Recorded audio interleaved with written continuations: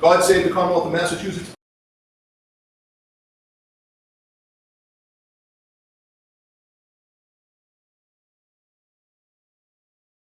At some point, did any of the police officers ask if they could take your phone and copy everything on it?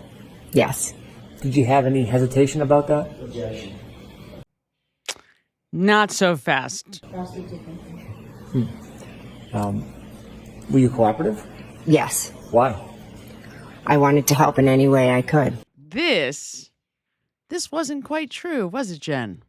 Sir, do you understand the significance? If Jen McCabe made that Google search, house long to die in the cold at 2:27:40 a.m. instead of 6:23 a.m., do you understand the significance of that? Of course. So at some point, did you have an opportunity to forensically examine a telephone that was attributed to a person by the name of Jennifer McCabe? I did have the opportunity to look at the data that was extracted from that device. I never saw the device itself. And display or monotonic clock, correct? Again, can't be used for that. Now, you're aware that Jennifer McCabe signed a consent form on February 2nd of 2022 for her cell phone to be imaged? Now, you're aware that Jennifer McCabe signed a consent form on February 2nd of 2022 for her cell phone to be imaged? Yes. And a full forensic extraction was performed on that phone sometime shortly after February 2nd of 2022? I don't remember the exact date. I didn't download her phone.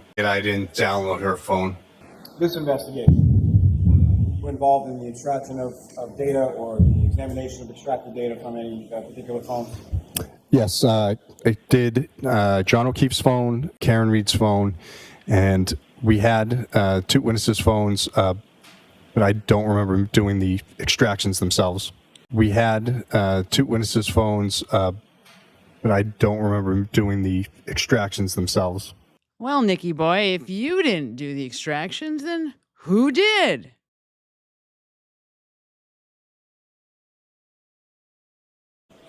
Before we get into that, if I could ask you some questions in regard to Ms. McCabe's phone extraction. Ms. McCabe's phone extraction.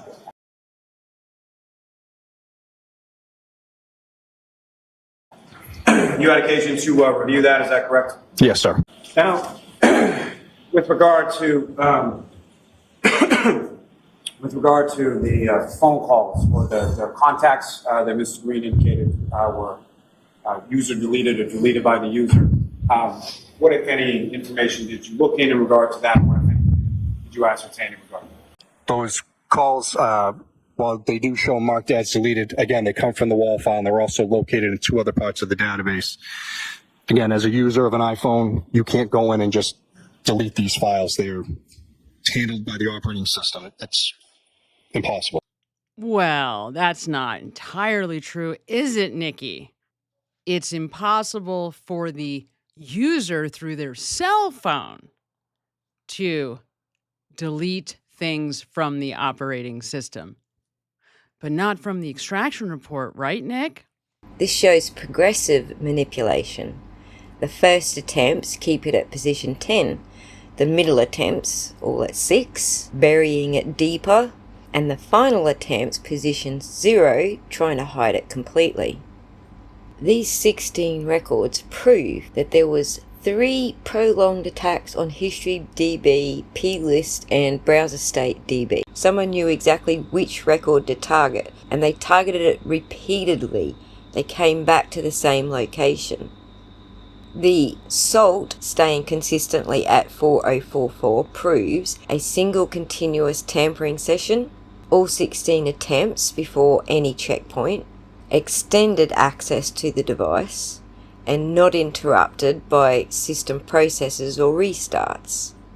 So altogether, they prove a deliberate focused attack on this specific record, sustained effort over an extended period of time with database access, knowledge of which exact database page contained the incriminating data, and possession of the device or access to tools for database editing. Could there have been somebody in the house on Fairvew Road on the night in question who had that skill set? But wait a minute, when did those attacks take place? So, for example, we know that at the time that record 4029 was deleted, record 4031 already existed. Record 4031 has a timestamp of 6:29 on the 31st of January. Therefore, we can summarize that record 4029 had to be deleted at some point after 6:29 on the 31st of January. I want to go back to the PowerPoint because it says here the earliest possible deletion date for all of these tabs would be January 31st of 2022. Does anybody remember, class, the day that Jennifer McCabe willingly gave up her phone to MSP? Wasn't it the same day that Karen was arraigned on February 2nd of 2022? It was after January 31st of 2022. I know that. Yep. Yep, Melanie is exactly right. She handed her phone data over. We don't know if it was her physical phone or if it was just a copy of her data to the MSP. Yes, I did. John O'Keefe's phone, Karen Reed's phone, and we had two witnesses' phones, but I don't remember doing the extractions themselves. We had two witnesses' phones, but I don't remember doing the extractions themselves. Wait a minute. I think we do know.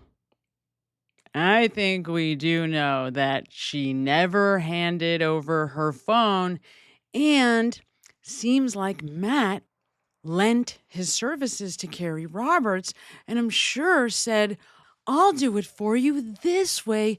You don't have to turn over your phone, just the extraction. And I'll do Jenny's too. An idea that would help to make Jen McCabe look more innocent. What a good guy that Matthew McCabe is. The day that Karen was arraigned. So someone was already mucking with the records between the 31st and the day she handed the records over. The irony is delicious. Think about it. Karen Reed said to the media she had no idea these people were scheming until she started getting discovery.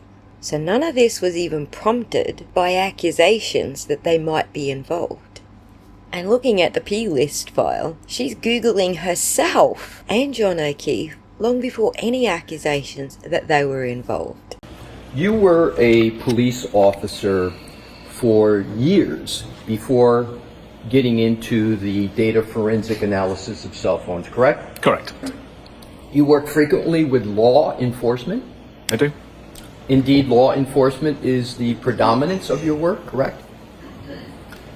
Probably about 80% of the work, yes. What percent? About 80%. 80? 80.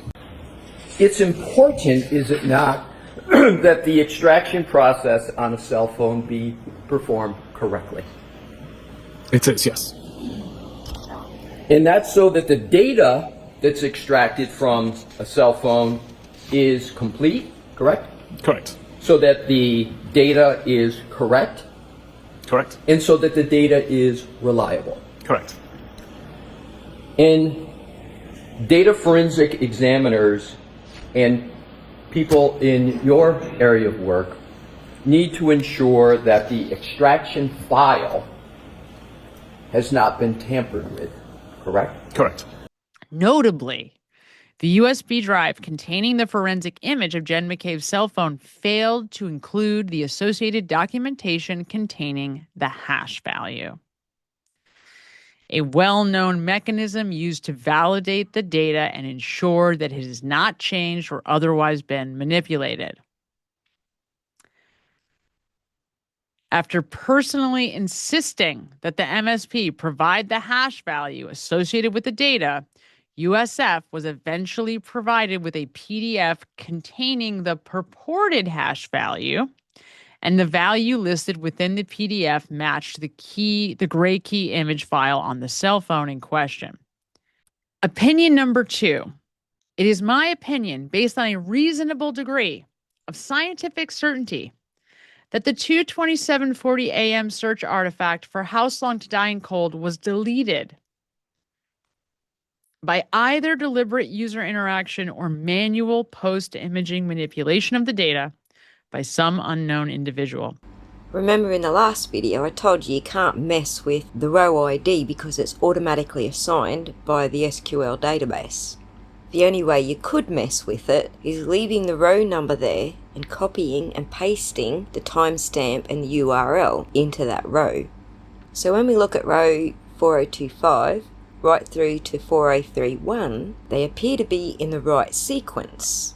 In normal operation, next row ID would be 4032 and then 4033, for example. So the row IDs look right. What doesn't look right is the dates. So let's revert back to the restaurant example. Table numbers are sequential. Table 15 gets seated before table 16. But in this database, table 4028 ordered on January the 29th, but tables 4029, 4030 and 4031 ordered on January the 26th. So either we have a case of time travel or we have database tampering. Knowledge C would appear to show legitimate ozone activity, but not at times and URLs that browser state claims. So this record is obviously fabricated with timestamp from HistoryDB. Problem number 4 involves a broken visit ID chain during the 2:27 a.m. session. HistoryDB tells us that history visits 31457 through to 31462 were visits to Friday schedule and scoreboard, hockey mock standings, hockey mock schedules, girls hockey schedules, 2021 to 2022 Franklin girls hockey schedule, and hockey mock standings. However, Browser State DB tells us that visit 31458 is supposed to be hockey mock gallery and 31459 is supposed to be YouTube. If they were visited, they would be in those visit ID positions. But the actual 31458 visit is a different page at a later time. It proves those navigations didn't happen. Problem number 5. Row 4031 has a timestamp discrepancy. In Browser State DB, it shows 2 different timestamps for the same UUID.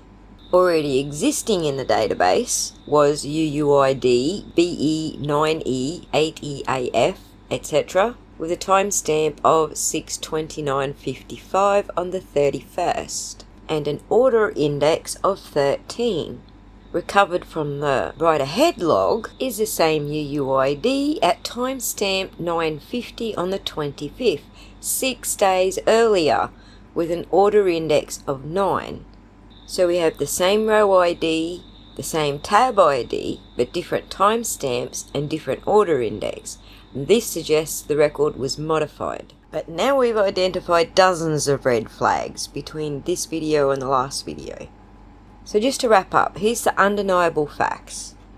2 searches with different typos. House long and how long TI. Clearly it's 2 different orders. One's pizza with the anchovy and the other one's pizza without the anchovy. Backwards row IDs. For example, 4029 on January 26th comes after row 4025 on January 29th.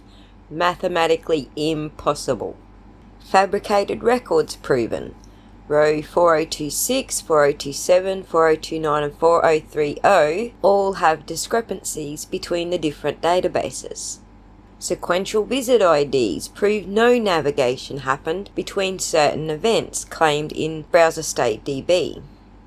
SALT 4004 proves that this was a single session across all frames, and it contradicts a 16-hour deletion timeline by the system.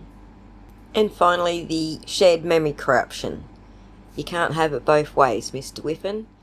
This analysis is not interpretation of a specific timestamp. There is no ambiguity here. This is mathematical proof. And well, you know what I always say. The data don't lie. people do.